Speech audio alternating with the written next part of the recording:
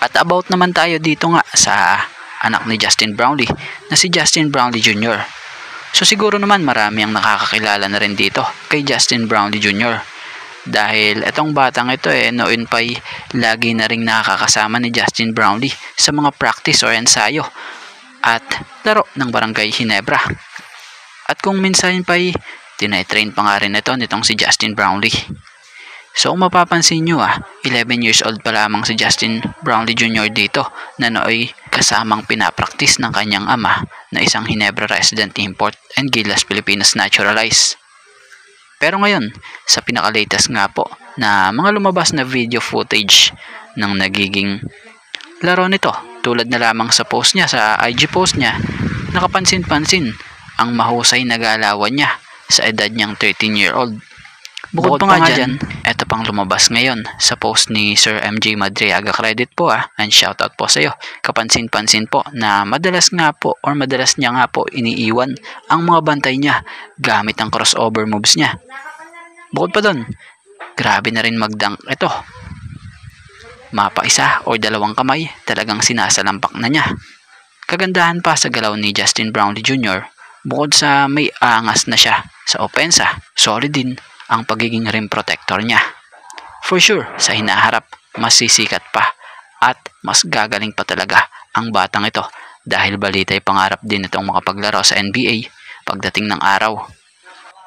So sana may pagkakataon din dumating sa punto na maging import din ito ng Ginebra. Maging gaya din siya ng kanyang ama kumbaga na bukod sa paglalaro sa Ginebra, naging Gilas naturalized din ng ating national team. Dahil hindi na nga rin po ito bago sa Pilipinas dahil kita naman natin at nakita din niya kung ano at gaano kamahal ng mga Pinoy ang larong basketball. Dahil nga ngayon pa lang kita mo na rin sa kanya yung husay na may potential talagang maging isang magaling na basketball player gaya ng kanyang ama na si Justin Noipy. So kayo, anong opinion nyo at masasabi nyo rito sa laro o nilalaro ngayon ng anak ni Justin Noipy na si Justin Brownlee Jr.? At dito tayo patungkol sa kaibang galawan ni Jeremiah Gray. May nakita nga tayong video clip na credit po kung sino may-ari nito na nagpapamentor o minementoran nga ito ni Coach Johnny Abarrientos. So rare move nga po ito na ginagawa ni Gray. Dahil sa totoo lang, kadalasan noon pa sa mga nakikita nating mga moves nitong si Gray sa court mga dunks or iba't ibang uri ng dunks.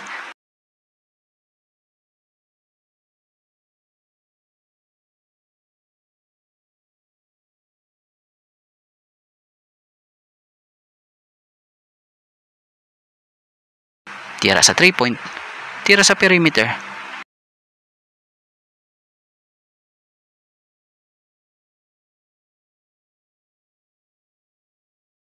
At ngayon, ito ang pinakabago. Yung kanyang pinag-aaralan na move na tinuturo nga po nitong si Coach Johnny A. Isang post move na kadalasan sa big man mo lang madalas makikita. So tama lang pala talaga yung sinasabi nitong si Coach Tim magiging malaking impact talaga si Gray sa Ginebra, especially sa team niya pag nagain nga nito yung kanyang confidence. Kagandahan nga raw kay Gray, he's got a great size for his position na kung saan ay kaya nitong rebound, may maayos na vision to pass at kayang umiscore outside and inside. So tiwala si Coach Tim na pag nagain nga raw po nito yung kanyang confidence, Jeremiah Gray will pose problems for other teams. At about naman dito kay Ginebra guard forward Stephen Holt. Kapansin-pansin ang unti-unting pagbabago sa laro nitong si Stephen Holt na kung saan kung mapapansin nyo, consistent na siya at nagiging mas agresibo na sa opensa. Timing dahil yung sistemang tinatakbo ng Ginebra ngayon ay swak sa laro ni Stephen Holt dahil sa green light o nabigyan na ito ng green light para tumira ng tumira, especially nga sa 3-point area. Kung dati madalas mapapansin sa kanya na ginagawa nga siyang pangdepensa sa mga import lamang at sa mga shooter ng kalaban. Tapos noon pa, sa halip na ititira niya nga po, pinapasa niya pa. Pero ngayon, ito't mas kumpiyansa na siya talaga na tumira ng tumira, na siyang nagiging dahilan ng pagbalik ng dating laro niya. So kasalukuyan niyang nag-average ongoing season 50 ng PBA Philippine Cup itong si Stephen Holt ng 30.40 points per game, 6.00 rebounds per game, and 3.00 assists per game. So magandang senyales ito ng isang player na may magandang kumpiyansa para sa sarili nito, maging sa teammate niya at maging sa team ng Barangay Ginebra. So malaking tulong talaga ang nangyayaring ito kay Stephen Holt.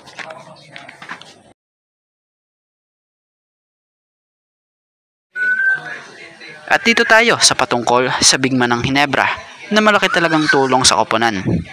So ang laking bagay sa Ginebra ni Norbert Torres, hindi yung stats rito dapat ang talagang titingnan sa kanya, maging yung dapat tingnan talaga sa kanya yung sakripisyo at presensya niya pag nasa loob.